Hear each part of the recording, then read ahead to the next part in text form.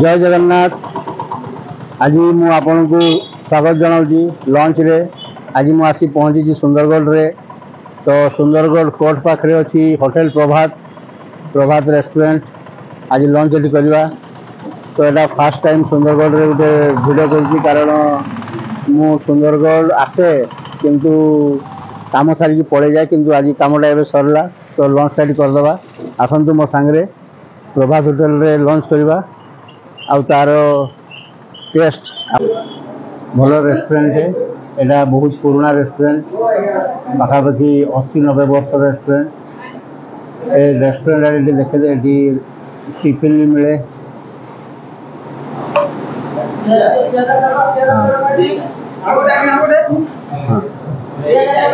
करूँ दही पखाड़ सबुआड़े तो दही पखाड़ मु प्राय खाइले।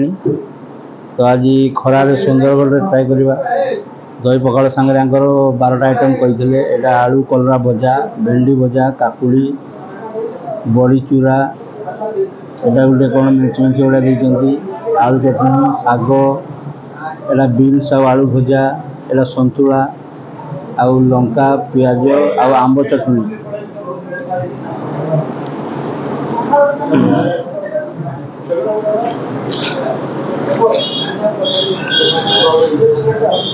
पखाड़ का टेस्ट बहुत बढ़िया है।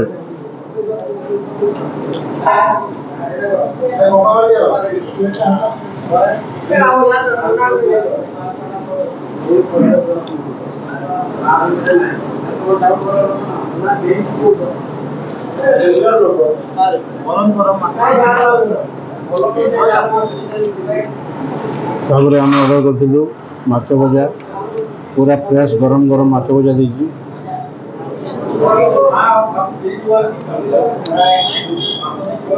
यहाँ हूँ ओरिजिनल कॉम्बिनेशन पखाड़ माछ भजा।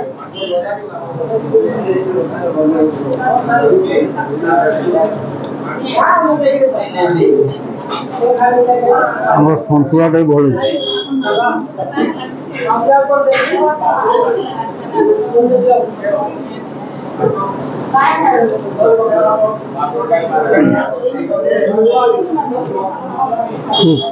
ठीक है। मील सांगे सांगे सब प्रकार स्वीट्स आउ टिफिन आइटम भी बिक्री होती। आप दुकान टा के दिन है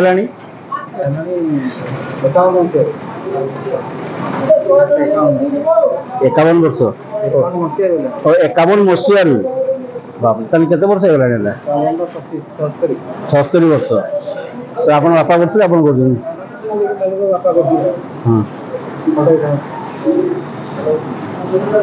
और ये तमाने दुकान स्टार्टिंग करते कोल्ड ड्रिंक्स फ्रिज नाश्ता सब प्रकार चलती नहीं कि ये पखाड़ रेट के 100 टका जहाँ नब एक्सट्रा माछ भाज खाली एक्सट्रा ठीक अच्छे। खाई सारू बहुत भल था जमती आप शुणिले मात्र 100 टंकार पखाड़ मिल। ये आपंकर लोकेशन भी बहुत बढ़िया कोर्ट सामना आप जो पुराना बस स्टैंड थी बस स्टैंड रु सीधा आसवे सीधा आसला राइट साइड गली में कोर्ट सामना रे प्रभात होटल।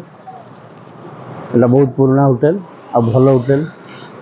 तो एमती नुआ नुआ वीडियो देखापी मो चैनल को लाइक शेयर एंड सब्सक्राइब करूँ।